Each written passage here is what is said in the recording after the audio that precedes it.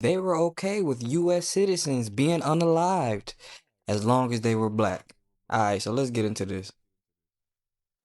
Watch this video, then we'll talk. So in 2024, this incredible Brazilian film called I'm Still Here got nominated for Best Picture at the Oscars, and I think it actually won Best International Picture. If you haven't seen it, absolutely go watch it. It's on streaming. It's one of my favorite movies of all time. It's absolutely incredible, and it actually tells a true story about a family living in Rio de Janeiro during the early days of the military dictatorship in Brazil, which ruled the country from 1964 to 1968. And it's told mostly from the point of view of the wife and the matriarch of the family and how she navigates life after her husband was kidnapped by the military dictatorship and ultimately murdered, which the Brazilian state admitted to after the return to democracy in the 1990s. And one of the most impactful scenes for me was when the wife realizes that her husband is never coming back because her sources told her that he was actually killed by the military police.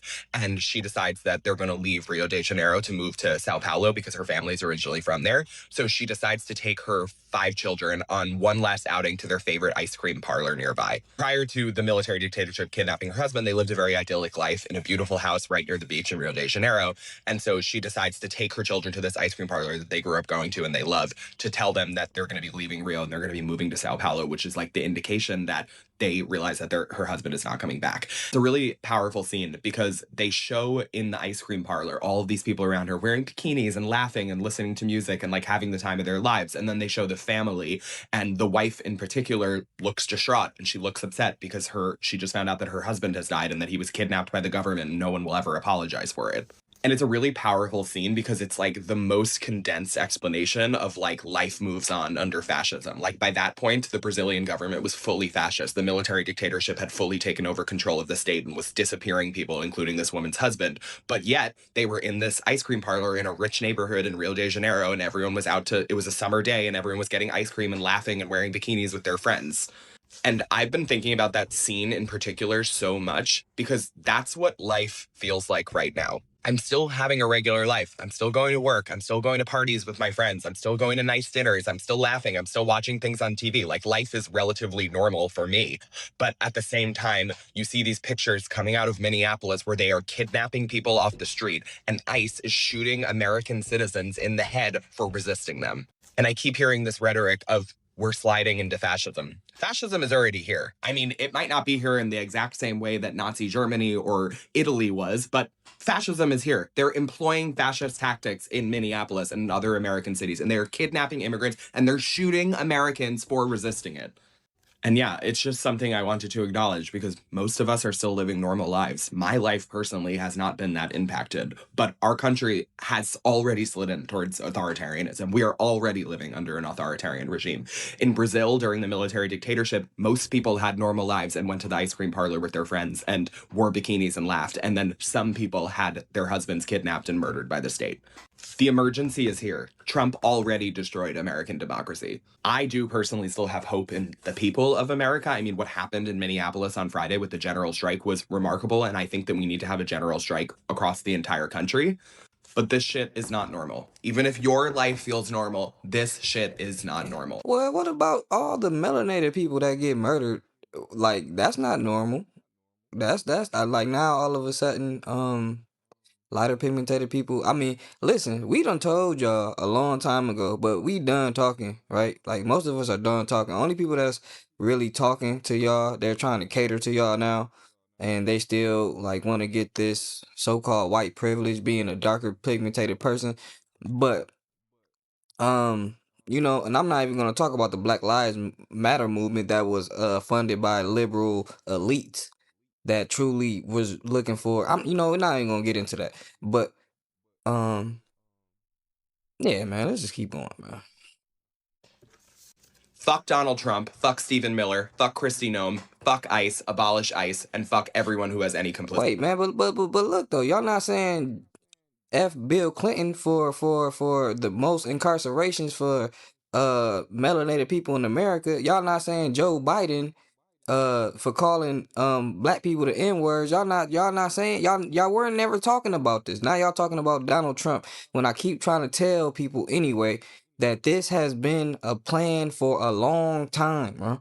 I told people 15, 20 years ago that things are going to eventually crumble here, bro. Cause it had to. If you look at history, when it comes to certain things, you can see the replay happening. Right? So yeah, they be tripping a little bit, man. Well, he's speaking from his perspective, right? Because his life was always peaches and cream. He ain't walk around my neighborhood and have to worry about getting harassed by the police or police pulling guns on you and you almost going to jail for 10 years for armed robbery. Almost happened to me. Back of the police car and everything. And they were so disappointed when they couldn't arrest me. So disappointed, bro. He was upset he couldn't arrest me, bro. For nothing. I was walking home and they were upset that they couldn't arrest this 15, 16-year-old kid for armed robbery that he didn't commit. You would think after they find out, oh, okay, he didn't do nothing, man. I'm sorry, man. No, he was highly upset he couldn't take me to jail. Very upset, bro. So I don't know what this dude or whatever he is talking about. In this whatsoever. That's all I have to say. So the United States has always been a fascist government. And Black people have always known this. And Indigenous people have always known this. And life continued on for everybody else as usual, as we were pleading, as we were crying, as we were worried about our kidnapped loved ones, as we were trying to figure out, okay, well, what do we do next? As these slave patrols were kidnapping our people, raping our community, murdering our communities, and life just continued on for everybody. And one of the big things I keep hearing about nowadays is that all these young Black children and all these young Black people are getting kidnapped and coming up missing. Right? I hear that. Maybe it's more people and other things, but I keep hearing overwhelmingly that it's little melanated kids that keep getting abducted and kidnapped. I don't hear no problems with that, right? I don't hear no problems with no kids getting kidnapped until they on Epstein Island. All right? So and those kids, none of those, from what I hear, I'm not keeping up with it like that, but what I ran across, none of those kids were melanated. None of them kids were lighter pigmented. Matter of fact, I seen something that said that no melanated kids were allowed. How true that is, I don't know. But y'all get what I'm saying, right? Else is normal. And then everybody got used to us crying. Everybody got used to us screaming. Everybody got used to the ice cream stores were always open. The sun was always high. The sky was always blue. Black people were always dying. Sure, like there would be a couple of times where it would get more national attention, but then it would all just fade to black. Historically, it's always been like this. This is what the country was, this is what we've been saying. This is what the country has been founded on. Black people have always been getting murdered and kidnapped and bred and eaten and sold for parts and used as medicine and used as furniture and used as jewelry and used for parts and parts and parts. And, you know, uh, life continued on. Life continued on in the North. Life continued on in the South. Life was really good in the South. There were a couple of people that were, abolitionist traitors to white people who were traitors to white people, who were like, oh, well, this is terrible. This is wrong. We need to stop this. But that's the small minority. And they were considered a minority. They were considered traitors to their society, to the country, to whiteness. They were considered traitors, and thus they became marginalized. Yes, yes, yes, yes. Now, what we are experiencing now is that other people are getting the marginalized experience. It's not so fun. It's hard to go to the ice cream store now when you're getting the premium experience. We don't have to look to Brazil for an example. I mean, I'm sure that the movie is great. I'm sure that the movie is wonderful. Oop, that is. They never want to talk about what's going on right here with a perfect example, a real life example, what's going on with them right here in America, right? Like, for example, when they talk about the slavery being abolished or something like that, the two big rebellions they talk about are in Haiti and Jamaica. And shout out to Haiti and shout out to Jamaica. Ain't no problem with that. But they don't talk about the rebellions here. And I'm not talking about the Underground Railroad with Harriet Tubman. I'm talking about the melanated people and even the so-called Indians, but they're melanated too. So you could talk about all these melanated people who got together and they were called the Gullah or Gullahs or something like that to that degree. I'll look it up. I'll do a video on it.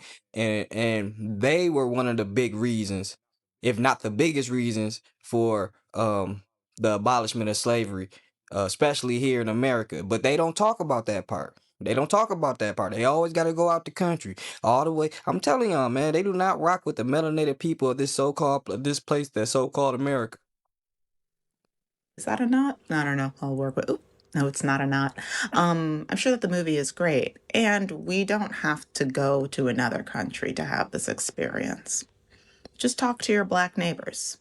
The movie's right next door. What I really want people, especially white, listen, no heat, no judgment to that creator, obviously. What I really want white people to grasp, to understand, to swallow hard, is that this has always been us. This has always been your people from the beginning. You don't have to look internationally. Well, we're not their people. All right. I want to clear that up right now. We're not their people. You know what I'm saying? We all have come under this label as an American, which is okay, that's fine, whatever, this and that, but can't say this is our people. You know what I mean? They don't even, especially when you get more west in certain parts of the South, they really don't even really, you know what I mean? So, um, listen, I ain't got no problem with them. You know what I'm saying? But I mean, usually they got a problem with us for no reason. You don't have to talk about Germany. You don't have to talk. It's always, well, there's like famous phrases that are always repeated in movies, especially it's you. It's always been you. And then the next question comes is, oh my God, if it is me, if it's always been me, then what do I do? And what do I do if this is how it's always been and I just never realized? And now that it's affecting so many more people, now that I realize, oh my God, we should have been listening to the blacks. Now what do we do? I mean, listening to black people is always going to benefit folks, especially black women by and large. Um, but when we say that this whole thing needs to be taken out from the roots, this whole house needs to be burned down. None of this has ever been working. It's worked for you. It's worked for your folks. It's worked for your families. It's worked for your neighborhoods as long as we were gerrymandered and beaten and mobbed out. But this has never been a working system. And if the system, if it ain't broke, don't fix it. But now you realize it's always been broke. So now it's time to get rid of the system. You can't fix it. You can't fix a thing that's never worked. Well, this is the thing, sister. If they do get rid of it and set up a new system, what do you who's at the top of that system? How is the system going to work out? Right? Are you going to be the same players as before? Right? Um, people like to say get rid of the system, which if that's the case, okay. So what would the new system look like though? What are we replacing? What are we destroying? What are we keeping? Right? um who and basically who's at the top of it, because whoever's at the top of it gonna dictate how that goes and who's gonna get treated fairly or not fairly, right? So people need to really, like, all right, I mean, let's what are we gonna do though? What are we gonna do though? Right? What are we gonna do? So it's time to make a new system, and that's going to be very uncomfortable. What that actually looks like is going to be very uncomfortable for the privileged, for the unmarginalized that are finally like internationally, the whites internationally are in an uproar.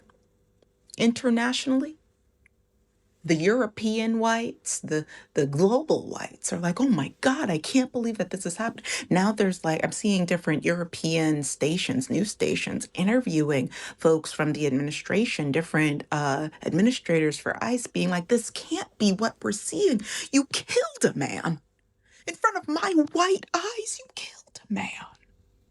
And they're like, no, it's not actually what you've seen. And it's like, no, but I did see it. What do you, are you, are you lying to me? White? Yes, they are. Yes, they are.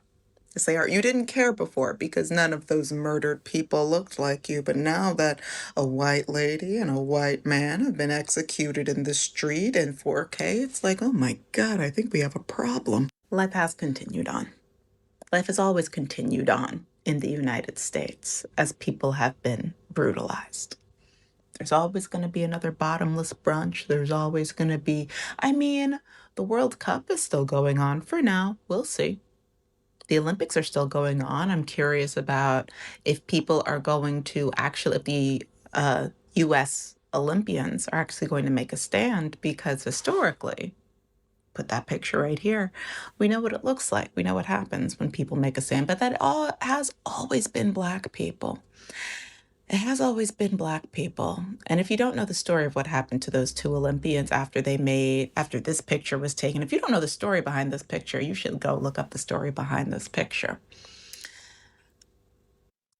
Yeah, we'll look up the stories. We'll look up the stories about those pictures. But what I would like to tell the lighter pigmented people is that um yes, they have catered to you a bit so they can strengthen their numbers, right? And I'm talking about a small, I hate to use the word elite for a group of people that really have done some of the most treacherous things to people in general, especially my people, but people in general. And what I mean by that is that um they don't care about these so-called white people here. They don't care about them, but they're just like, we're on the team together, so you can make us. We need backup in the streets. You know what I'm saying? Yeah, we up here in the office making but we need support in the streets. We need backup in the streets, and it's really kind of funny to me that a lot of these so-called white people uh don't understand that, and they are okay with stuff happening to other people, long as it don't happen to them, because they really think they're a part of something. But if they even do their own history, they haven't always been together. Like, they have their class of white people. They have these certain class of white people at the top, and they have another class of white people at the bottom, right? And now over time they have classified them into one box so they can have strength in numbers. But if it wasn't for just support, they don't care about them either. They look at you, they look at some of them as trash whites, right? So yeah, man, that's all I gotta say about it. And yeah, man, shout out to the YMs. We out.